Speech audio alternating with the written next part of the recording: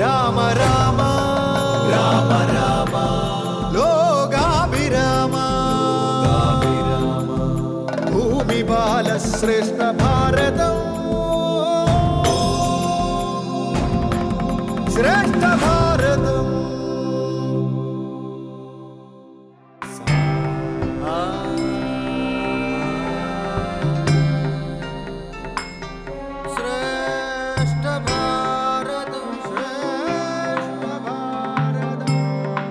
നമസ്കാരം. എല്ലാ മാന്യപ്രേക്ഷകർക്കും ശ്രേഷ്ഠ ഭാരതം റിയാലിറ്റി ഷോയിലേക്ക് സ്വാഗതം. കഴിഞ്ഞ 4 ദിവസങ്ങളിലായി 4 സ്കൂളുകൾ ഇവിടെ മാറ്റുരച്ചു. ഇതിൽ നിന്നും 2 സ്കൂളുകൾ അടുത്ത റൗണ്ടിലേക്കും 2 സ്കൂളുകൾ പുറത്തേക്കും പോകുന്നു. അതാരെന്നറിയണമെങ്കിൽ തിവാദ മത്സരം കഴിയും വരെ നമ്മൾ കാത്തിരിക്കണം. അതിനു മുമ്പ് ഈ കഴിഞ്ഞ 4 ദിവസത്തെ പ്രകടനങ്ങളുടെ റീക്യാപ്പ്. പാതാളമുൾപ്പുക്കുഴന്നു നടന്നു നാമേ. 2 പക്ഷികളിൽ ഒരെണ്ണം അമ്പേറ്റ് താഴെ വീണപ്പോൾ ഉണ്ടായ ശോകമാണ് ശ്ലോകമായി മാറിയത്. നാം എന്ന വിചാരമാണ് നമുക്ക് അഹങ്കാരം ഉണ്ടാക്കുന്നത്. ആ മനുഷ്യ കീടങ്ങളെ വധിച്ചിട്ട് മതി മേൽക്കാര്യം. നാം ഇതാ അവരെ വധിക്കാൻ പുറപ്പെടുകയായി. നേരത്തെ വന്ന് പറയുകയുണ്ടായി, സാഹസമല്ല തന്ത്രമാണ് വേണ്ടത്. അപ്പൊ സാഹസം എന്ന വാക്കിന്റെ ടോൺ അല്ല തന്ത്രം എന്ന വാക്ക് പറയുമ്പോൾ ഉണ്ടാകേണ്ടത്. നിന്നുടെ വക്രപ്രസാദ മന്ദസ്മേര സംജ്ഞയ. പിഞ്ചു കുഞ്ഞു മുതൽ വയസ്സായ വൃദ്ധകൾ വരെ പീഡിപ്പിക്കപ്പെടുന്ന ഇന്നത്തെ കാലത്ത് നമുക്ക് അങ്ങനെ ഒരു അവസ്ഥ വന്നു കഴിഞ്ഞാൽ നമുക്ക് എന്ത് ചെയ്യാൻ സാധിക്കും എന്നാണ് നാം ആലോചിക്കേണ്ടത്. ഭാരതം എന്ന രാഷ്ട്രത്തിന്റെ ഫുൾ ഫോം പറയാൻ പറഞ്ഞാല് ഭാവ രാഗ താളമുള്ള രാഷ്ട്രം. ചിത്തമിങ്തെങ്ങതറിഞ്ഞാൽ വിരവിൽ നീ. ശ്രീരാമ രാമ രാമ ശ്രീരാമചന്ദ്ര ജയ.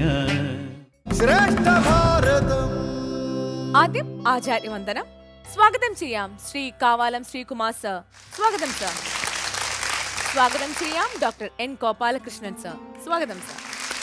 സ്വാഗതം ചെയ്യാം ശ്രീ രാഹുൽ ഈശ്വർജി. സ്വാഗതം. ഇനി തിവാദ മത്സരമാണ്. തിവാദ മത്സരം നയിക്കാൻ ശ്രീ രാഹുൽ ഈശ്വരനെ ക്ഷണിച്ചു കൊള്ളുന്നു. ദ്വിവാദ മത്സരമാണ്. ഇനി 2 ടീമുകളെയും സ്വാഗതം ചെയ്യും.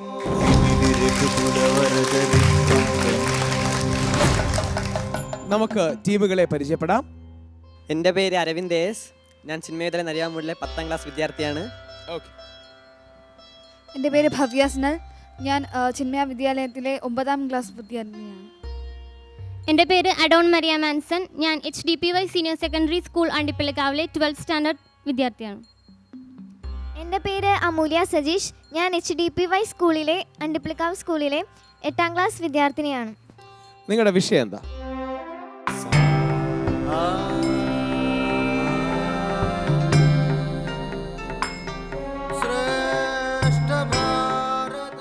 ബാലിയെ സുഗ്രീവൻ ഗുഹ അടച്ചത് സുഗ്രീവൻ ചെയ്തത് ധർമ്മമാണോ അധർമ്മമാണോ എന്നുള്ളതാണ് വിഷയം. സുഗ്രീവനെ സപ്പോർട്ട് ചെയ്യുന്ന ആരാ?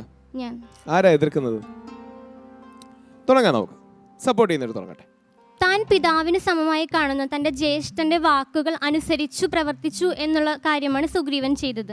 ജ്യേഷ്ഠന്റെ വാക്ക് അവിശ്വസിക്കേണ്ട യാതൊരു വിധത്തിലുള്ള കാര്യവുമില്ല. അപ്പോൾ സുഗ്രീവന്റെ ഭാഗത്ത് ധർമ്മം തന്നെയാണുള്ളത്. സത്യത്തിൽ സുഗ്രീവൻ ചോരപ്പുഴ ഗുഹാ കവാടത്തിലൂടെ ചോരപ്പുഴ ഒഴുകി വരുന്നത് കണ്ട ഉടനെ തന്നെ ഗുഹയ്ക്കുള്ളിൽ കടന്ന് തൻ്റെ ജ്യേഷ്ഠൻ മരിച്ചുവോ ഇല്ലയോ എന്ന് നോക്കി മായാവിയോട് യുദ്ധം ചെയ്യാമായിരുന്നു. എങ്കിൽ അത് ഒരു ഉത്തമ സഹോദര്യ ബന്ധത്തിന്റെ പ്രതീകമായി കണക്കിലെടുക്കാമായിരുന്നു. അങ്ങനെയെങ്കിൽ താങ്കൾക്ക് ശരിക്കും തെറ്റാണ് പറ്റിയിരിക്കുന്നത്. കാരണം ബാലിയെ രാമായണത്തിൽ പറയുന്നത് അതിശക്തനാണ്. താൻ എതിരിടുന്നത് ആരാണോ അദ്ദേഹത്തിന്റെ പകുതി ശക്തിയും ബാലിക്ക് ലഭിക്കുമെന്നാണ് പറഞ്ഞിട്ടുള്ളത്. അത്രയും ശക്തിമാനായ ബാലിയെ മായാവിക്ക് തോൽപ്പിക്കാൻ സാധിച്ചു. അപ്പോൾ അത്ര പോലും ശക്തിയില്ലാത്ത സുഗ്രീവനെ മായാവിക്ക് തോൽപ്പിച്ചുകൂടെ? ബാലിയെ തോൽപ്പിച്ചുവെന്ന് സുഗ്രീവൻ കരുതുകയാണ് ചെയ്തത്. എന്നാൽ അവിടെ ബാലി തോൽക്കുകയല്ല ചെയ്തത്. അത് സുഗ്രീവൻ എങ്ങനെ അറിയും ബാലി തോറ്റു എന്ന് വിചാരിക്കല്ലേ?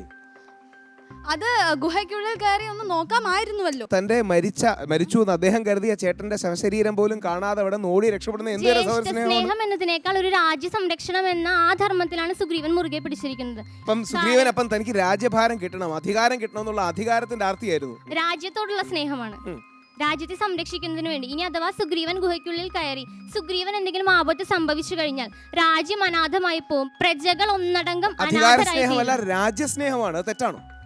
മായാവി എന്തായാലും ശക്തനാണെന്ന് നമുക്ക് അറിവുള്ളതാണ്. മായാവി തിരികെ വരിക തന്നെ ചെയ്യും. ഒരു ഗുഹയിൽ അടച്ചിട്ടാലൊന്നും മായാവിയുടെ ശക്തികൾ അവിടെ കുറയുന്നില്ല. താങ്കൾ മനസ്സിലാക്കണം, മായാവി തിരിച്ചു വന്നു കഴിഞ്ഞാൽ അങ്ങനെ ഒരു അവസ്ഥ ഉണ്ടായാൽ ഉറപ്പായിട്ടും സുഗ്രീവൻ രാജ്യത്തെയും പ്രജകളെയും സംരക്ഷിക്കാനുള്ള തയ്യാറെടുപ്പുകൾ നടത്തും. കാരണം സുഗ്രീവന്റെ കയ്യിൽ നല്ല ഒരു സേനയുണ്ട്, ഹനുമാനും ജാമ്പവാനും എല്ലാം ഉൾപ്പെടുന്ന സേന. ബാലിയെ വധിക്കാൻ കഴിയുമെങ്കിൽ എന്തുകൊണ്ട് ഈ സേനയെ നിഷ്പ്രയാസമായിട്ട് മായാവിക്ക് തോൽപ്പിച്ചുകൂടെ? അപ്പൊ താങ്കൾ പറയുന്ന ഇത്രയും സേനയെ വധിക്കാൻ കഴിയുന്ന മറ്റേ മായാവിയുടെ ഗുഹയിലേക്ക് സുഗ്രീവൻ ഒറ്റയ്ക്ക് പോയി മരണം വരിക്കണമെന്നായിരുന്നോ? ബാലി ഒറ്റയ്ക്കായിരുന്നുവെങ്കിലും ചേച്ചി എന്നെ നേരത്തെ പറഞ്ഞിരുന്നു, ബാലിക്ക് ഒരാളോട് യുദ്ധം ചെയ്യുമ്പോൾ പകുതി ശക്തി കിട്ടുമെന്ന്. എങ്കിൽ ബാലിക്ക് അവിടെ ബാലിയുടെ ശക്തി അത്രയും കൂടുകയും ചെയ്യും. അപ്പോൾ താങ്കൾ പറയുന്നത് ബാലിയുടെ ശക്തിയും മായാവിയുടെ പകുതി ശക്തിയേക്കാൾ കുറവാണ് ആ രാജ്യത്തിന്റെ, ഹനുമാന്റെയും ജാമ്പവാന്റെയും സുഗ്രീവന്റെയും ഒന്നടങ്കമുള്ള ശക്തി എന്നാണോ താങ്കൾ പറഞ്ഞു വരുന്നത്? അങ്ങനെയല്ല, സുഗ്രീവന് ബാലിയുടെ സ്വന്തം ജ്യേഷ്ഠനാണ്. അപ്പോൾ ഒന്ന് കയറി നോക്കിയെങ്കിലും ചെയ്യുമായിരുന്നു. അപ്പൊ ശ്രീരാമനാണ് ഇത് പറ്റിയെങ്കിൽ ലക്ഷ്മണൻ എന്ത് ചെയ്യുമായിരുന്നു? അയോധ്യ പോവായിരുന്നു. അവിടെ കയറി ചേട്ടൻ എന്ത് പറ്റിയെന്ന് നോക്കില്ല. ഇവിടെ ബാലി എന്താണ് സുഗ്രീവനോട് പറഞ്ഞിരിക്കുന്നത്? അത് ബാലിയുടെ വാക്ക് വിശ്വസിച്ചതുകൊണ്ട് മാത്രം. ക്ഷീരം വരികിൽ അസുരൻ മരിച്ചിടും, ചോര വരികിൽ അടച്ചുപോയി വാഴുക നീ എന്നാണ് പറഞ്ഞത്. ഒരു നിമിഷം പോലും താങ്കളാണ് അവിടെ സുഗ്രീവനെങ്കിൽ ആ ചേട്ടന്റെ അവസാന ശവശരീരം കാണാൻ ഒരു ആഗ്രഹം ഉണ്ടാവില്ലേ?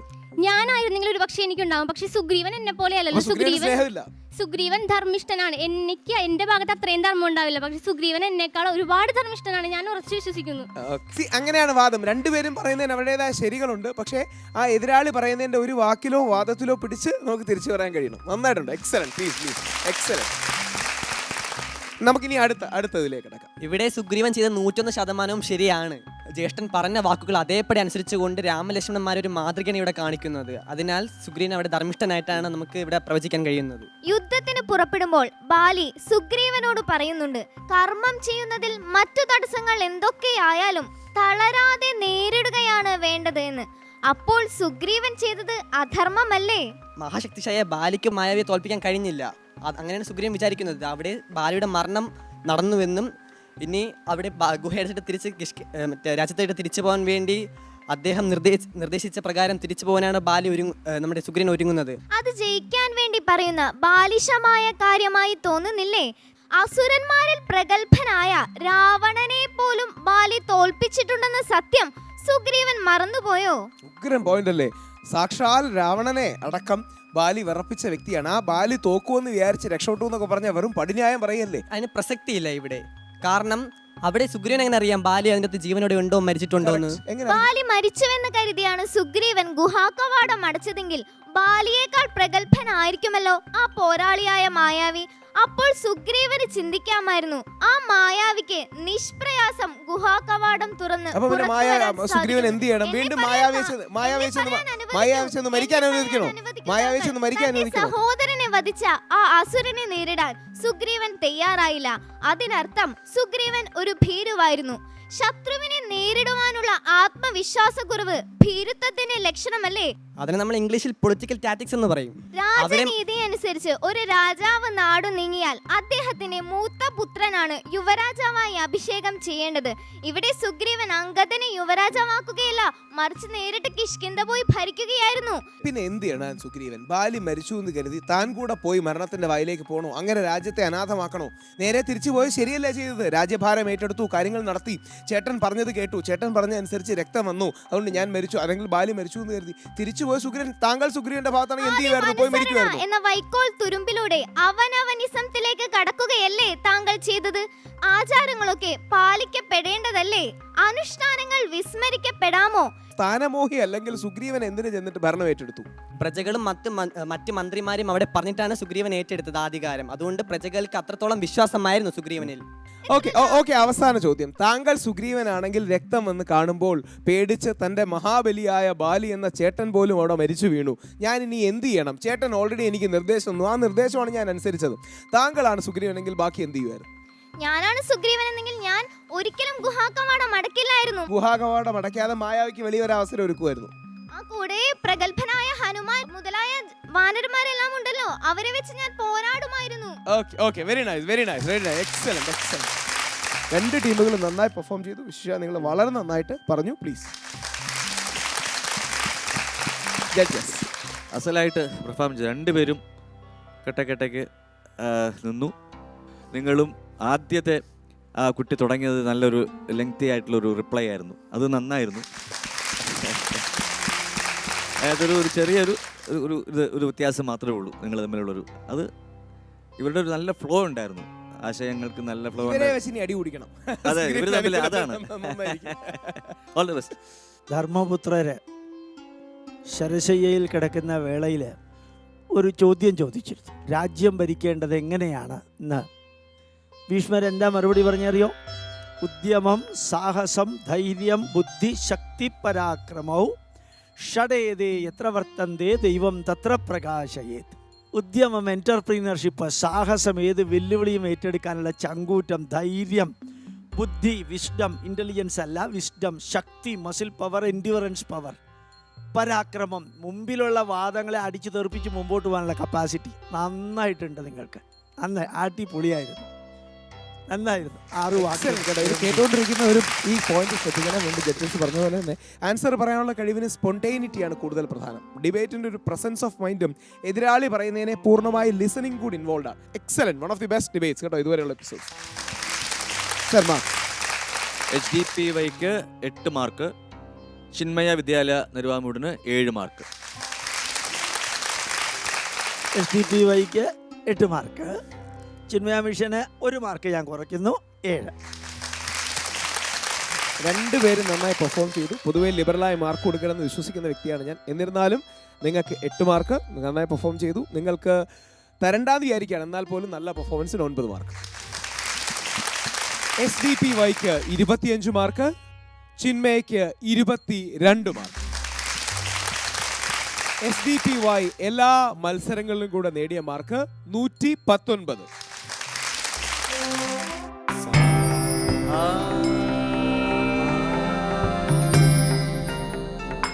ചിന്മയ വിദ്യാലയ 115.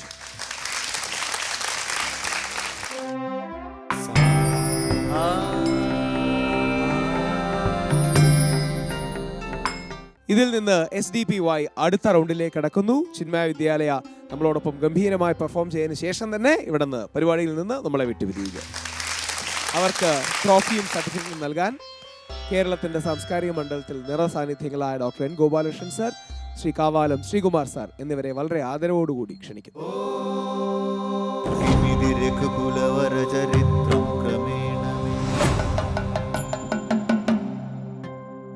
കീർത്തിച്ചിടുന്നതീ ശ്രേഷ്ഠമാം ഭാരതേ. നമുക്ക് ടീമുകളെ പരിചയപ്പെടാം. ഞാൻ ആദിത്യ AP, ചിന്മയ വിദ്യാലയ കാട്ടാക്കടയിൽ 9ാം ക്ലാസ്സിൽ പഠിക്കുന്നു. ഞാൻ അമൽകൃഷ്ണ PP, ചിന്മയ വിദ്യാലയ കാട്ടാക്കടയിൽ 8ാം ക്ലാസ്സിൽ പഠിക്കുന്നു. നമസ്കാരം സാർ, ഞാൻ അനന്തു, ചിന്മയ വിദ്യാലയ വഴുതക്കാട് +2 വിദ്യാർത്ഥിയാണ്. എൻ്റെ പേര് അഭിരാം, ഞാൻ ചിന്മയ വിദ്യാലയ വഴുതക്കാട് +2 വിദ്യാർത്ഥിയാണ്. നിങ്ങളുടെ വിഷയം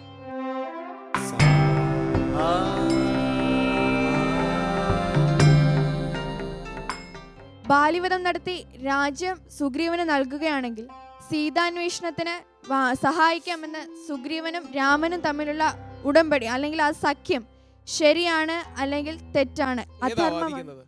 ഞാൻ വാദിക്കുന്നത് അത് അധർമ്മമാണെന്നാണ് വാദിക്കുന്നത്. ഇവിടെ സംഭവിച്ചിരിക്കുന്നത് തീർത്തും അധർമ്മമായ കാര്യമാണ്. എന്തെന്നാൽ ശ്രീരാമൻ ഒളിഞ്ഞു നിന്നാണ് ബാലിയെ അമ്പെയ്ത് വീഴ്ത്തുന്നത്. അവിടെ ശ്രീരാമൻ ഭക്തനെയാണ് വധിക്കുന്നത്. അന്ത്യനിമിഷത്തിൽ ബാലി പറയുന്ന ഒരു വാക്യമുണ്ട്, അങ്ങ് എന്നോട് പറഞ്ഞിരുന്നെങ്കിൽ ഞാൻ ലങ്കാപുരി തന്നെ അങ്ങയുടെ മുമ്പിൽ വെച്ച് തൊഴുതേനെ എന്ന് അദ്ദേഹം പറയുന്നു. അത്രയും ഭക്തിയുള്ള ഒരു വാനര ശ്രേഷ്ഠനെ വധിക്കുന്നത് ഒട്ടും ശരിയല്ല. ബാലിയെ ഒളിഞ്ഞിരുന്ന് അമ്പ് ചെയ്തു എന്ന് എൻ്റെ സുഹൃത്ത് പറയുകയുണ്ടായി. ശരിക്കും ഒളിഞ്ഞിരുന്ന് അമ്പ് ചെയ്തത് എന്തുകൊണ്ടാണ്? രാമായണം നല്ല രീതിയിൽ അരച്ചു കലക്കി വായിച്ച ഒരാൾ ഒരിക്കലും ഇങ്ങനെ പറയുകയില്ല. അതിന് പ്രധാനമായ ഒരു കാരണമുണ്ട്. അത് മറ്റൊന്നുമല്ല, ഒളിഞ്ഞിരുന്ന് മാത്രമേ അതായത് ബാലി എന്ന് പറയുന്ന ആൾ ഒരു വാനര ജന്മം, ഒരു വരം സിദ്ധിച്ചിട്ടുള്ള ഒരാളാണ്. അതായത് ബാലിയുടെ നേരെ എതിരെ നിന്ന് ആരാണോ യുദ്ധം ചെയ്യുന്നത് ആ ആളിൻ്റെ പാതി ബലം ബാലിക്ക് കിട്ടുകയാണ്.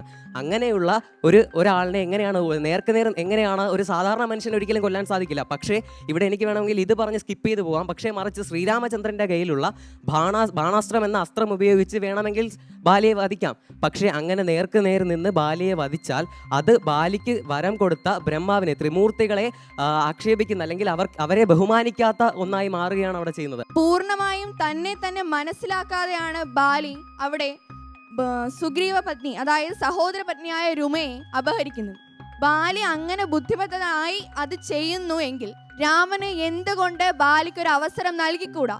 ബാലിയുടെ കഥകൾ പഠിച്ചിടത്തോളം നമ്മൾ മനസ്സിലാക്കിയത് ബാലി മുൻകോപകാരിയായ ഒരാളാണ്.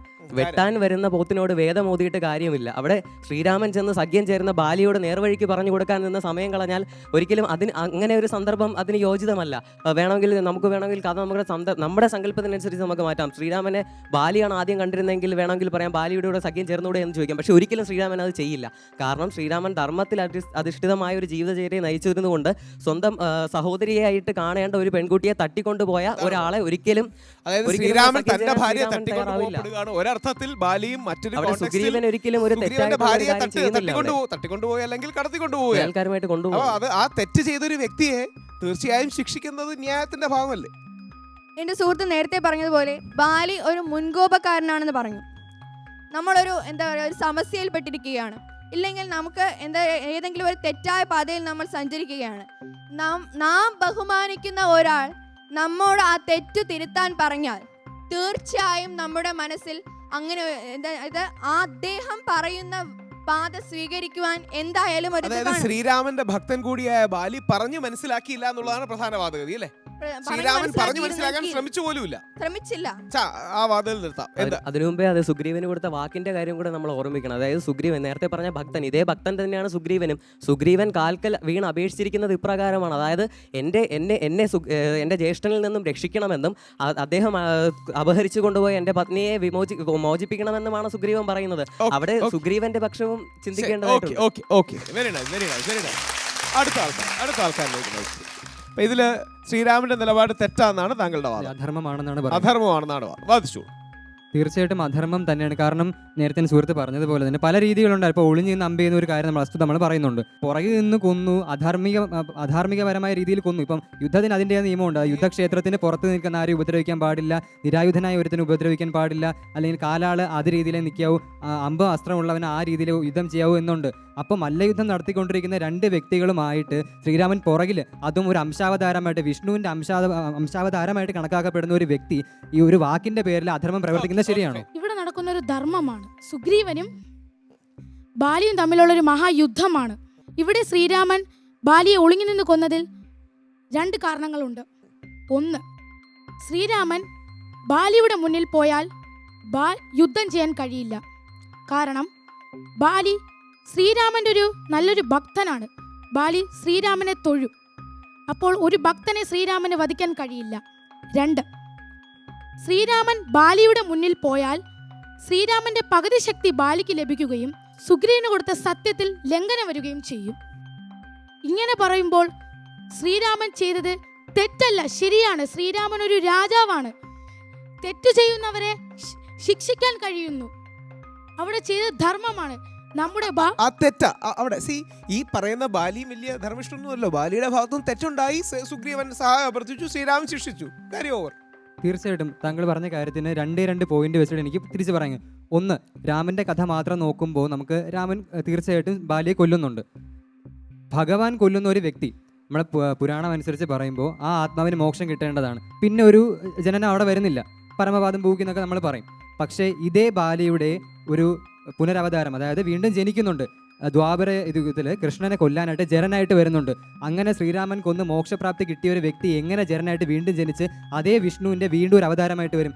അങ്ങനെ അവതാരമായിട്ട് വരണമെങ്കിൽ അത് അധർമ്മം കൊണ്ട് മാത്രമാണ്. ഉഗ്രം പോയിന്റാണ് പറഞ്ഞത്. അതായത് അടുത്ത ജന്മം ശ്രീകൃഷ്ണന് അമ്പേൽക്കുന്നത് പോലും കഴിഞ്ഞ ജന്മത്തിൽ ചെയ്ത ശരിയല്ലാത്തൊരു പ്രവൃത്തി കാരണമല്ലേ? നേരായ വഴി കൂടെ പോയിരുന്ന ശ്രീരാമൻ അപ്പോൾ തെറ്റ് ചെയ്തില്ല. ശ്രീരാമൻ കാര്യസിദ്ധിക്ക് വേണ്ടിയുമല്ല ചെയ്തത്. ബാലിയെ കൊന്നിട്ട് തിരിച്ച് ബാലിയുടെ ഭാര്യ വന്ന് കരയുകയാണ്. ആ ഭാര്യയുടെ അടുത്ത് പറയുന്നുണ്ട്, ഈ ശരീരം വെറും മായയാണ്, നീ സ്നേഹിച്ച ഈ ശരീരത്തെയാണോ അതോ അത് ശരിക്കുള്ള ബാലി എന്നുള്ള ആത്മാവിനാണോ ചോദിക്കുന്നുണ്ട്. പക്ഷേ ഇതേ രാമൻ തന്നെയാണ് രാവണൻ തട്ടിക്കൊണ്ടുപോയ സമയത്ത് സീതയുടെ ദേഹത്ത് നിന്നും സീത താഴേക്ക് ഇട്ട ആഭരണം കണ്ടിട്ട് കരയുന്നത്. അപ്പോൾ ഒരേ സമയത്ത് രണ്ട് രീതിയിലുള്ള ഭാവഭേദങ്ങൾ രാമൻ കാണിക്കുന്നുണ്ട്. അത് എന്തിൻ്റെ അടിസ്ഥാനത്തിലാണ്? കാരണം ഭഗവാനാണ്, മായയാണ്, ഓക്കെ സമ്മതിച്ചു എന്നാൽ പക്ഷെ ഈ ഭാഗത്ത് നല്ല ചോദ്യമല്ലേ? പറയുന്നു. അതെ, ഇത്രയൊക്കെ ശ്രീരാമന് ഫിലോസഫി അറിയാമെങ്കിൽ സീതയുടെ ആഭരണം കാണുമ്പോൾ ഇത് സീതയുടെ ദേഹം മാത്രമാണ്, ആത്മാവണിയുന്ന ആഭരണം അല്ലല്ലോ എന്ന് പറയാറുന്നില്ലേ? അതായത് ഈ ചോദ്യത്തെ അവസാനിപ്പിക്കാം. അദ്ദേഹം പറയുന്നത് ശ്രീരാമൻ ഡബിൾ സ്റ്റാൻഡേർഡ്സ് അല്ലെങ്കിൽ ഇരട്ടത്താപ്പ് കാണിച്ചു എന്നാണ്. പാവപ്പെട്ട ബാലി അവിടെ മരിച്ചു കിടക്കുമ്പോൾ ദേഹം മായയാണെന്നൊക്കെ പറഞ്ഞ് വലിയ ഫിലോസഫി ഇടിക്കുന്നു. അങ്ങനെ ദേഹം മായയാണെങ്കിൽ സീതയെ തട്ടിക്കൊണ്ടുപോയപ്പോൾ മായയായ സീതയെ തട്ടിക്കൊണ്ടുപോയി എന്ന് പറയാറുന്നില്ലേ? സീതയുടെ ആഭരണം കണ്ടപ്പോൾ ആത്മാവ് ആഭരണം ഇടാറില്ല എന്ന് പറയാറുന്നില്ലേ? ശ്രീരാമൻ ചെയ്തൊരു ധർമ്മമാണ്. അവിടെ ശ്രീരാമൻ നമ്മുടെ ഭാവിക്ക് വേണ്ടിയാണ് നമ്മൾ ചെയ്തത്. നമ്മുടെ ഇനിയുള്ള തലമുറയ്ക്ക് വേണ്ടിയാണ് ശ്രീരാമൻ ബാലിയെ വധിച്ചത്. അതൊരു ധർമ്മമാണ്. ശ്രീരാമന്റെ അവതാര ഉദ്ദേശം ബാലിവധമായിരുന്നില്ല. കറക്റ്റ്. മാത്രമല്ല ഭാവി തലമുറക്ക് എങ്ങനെയാണ് പ്രശ്നം ഉണ്ടാകുന്നത്? ബാലി പുത്രി, സഹോദരി, ഇതേ സംഭവം തന്നെ സുഗ്രീവന് ആപ്ലിക്കബിൾ ആയിരുന്നല്ലോ. അവിടെ എന്തുകൊണ്ട് ശ്രീരാമൻ ആക്ട് ചെയ്തില്ല? ബാലിയുടെ കാര്യത്തിൽ മാത്രമല്ലല്ലോ, സുഗ്രീവന്റെ കാര്യത്തിലും ഇതേ സാഹചര്യങ്ങൾ വരുന്നുണ്ട്. അപ്പോൾ ശ്രീരാമൻ ഒന്നും പറഞ്ഞില്ലല്ലോ. ശരി, അത് നിർത്താൻ നോക്കും. അല്ല, നന്നായി. നമ്മൾ വാദങ്ങൾ പറയുമ്പോൾ നിങ്ങൾ ഓരോരുത്തരുടെ അഡ്വക്കേറ്റ്സ് ആണ്. നേരത്തെ പറഞ്ഞൊരു ഉഗ്രൻ ആർഗ്യുമെന്റ് ആണ്. അതായത് അതിന് കർമ്മസിദ്ധാന്തത്തിൽ തന്നെ പ്രശ്നമില്ലായിരുന്നെങ്കിൽ പിന്നീട് ശ്രീകൃഷ്ണന് ആ രീതി മരിക്കേണ്ടി വരില്ലായിരുന്നല്ലോ എന്നൊക്കെയുള്ള ന്യായമുണ്ട്. അപ്പം അതിനൊരു വാദം നിങ്ങൾക്ക് തീർച്ചയായിട്ടും വേണം. രണ്ടുപേരും നന്നായി വാദിച്ചു. ശരി, താങ്ക് യു. പ്ലീസ്.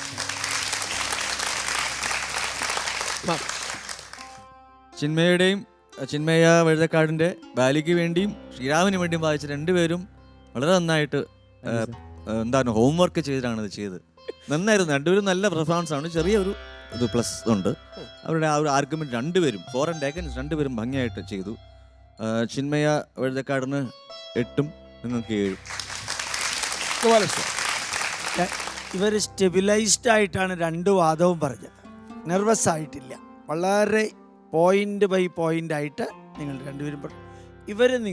ഇയാൾ വളരെ നന്നായിട്ട് പറഞ്ഞു, ഇയാളൊന്ന് സ്ട്രോങ് ആയിട്ട് പറയാൻ ശ്രമിച്ചു. അത് കാരണം ഇയാൾ ശ്രമിച്ചത് അങ്ങ് ക്ലൈമാക്സിലെത്തിയത് കൊണ്ടും അവർ നല്ല രീതിയിൽ ശ്രമിച്ചത് കൊണ്ടും ഞാൻ രണ്ടുപേർക്കും 7 മാർക്ക് വെച്ച് തരും. എനിക്ക് രണ്ടുപേരുടെയും വാദം നന്നായി ഇഷ്ടപ്പെട്ടു. ഇവർ പ്രിപ്പയർഡ് ആയിരുന്നു. നിങ്ങൾക്ക് 8, ഇവർക്ക് നന്നായി ചെയ്തു. എനിക്ക് പേഴ്സണലി ഇഷ്ടപ്പെട്ടു. കൂടുതൽ തരണമെന്ന് ആഗ്രഹമുണ്ട്. പക്ഷേ ഞാനൊരു ഡിബേറ്റർ കൂടി ആയതുകൊണ്ട് 6. യഥാർത്ഥത്തിൽ ടീമുകൾ തമ്മിലുള്ള പോരാട്ടത്തിൽ ഒരു ഫോട്ടോ ഫിനിഷിലേക്കാണ് നമ്മൾ എത്തുന്നത്. രണ്ട് ടീമുകളും ഗംഭീരമായി പെർഫോം ചെയ്തു. ആദ്യം please huge round of applause രണ്ട് ടീമിനും. ഇവരുടെ എല്ലാ റൗണ്ടിലും, ഈ റൗണ്ടിൽ മാത്രമല്ല എല്ലാ റൗണ്ടിലെയും പെർഫോമൻസ് വിശകലനം ചെയ്യുമ്പോൾ ടോട്ടൽ മാർക്സ് വരുന്നത് ചിന്മയ വിദ്യാലയ കാട്ടാക്കടയ്ക്ക് 114 മാർക്ക്.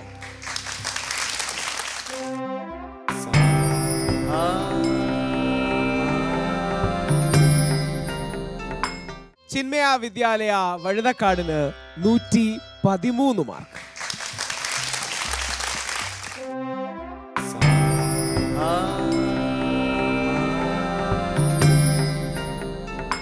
മൊമെന്റോയും സർട്ടിഫിക്കറ്റും കൊടുക്കാൻ കേരള സാംസ്കാരിക രംഗത്തെ പ്രമുഖരായ Kavalam Sreekumar sir, doctor N Gopalakrishnan sir എന്നിവരെ ആദരവോടെ വേദിയിലേക്ക് ക്ഷണിക്കും.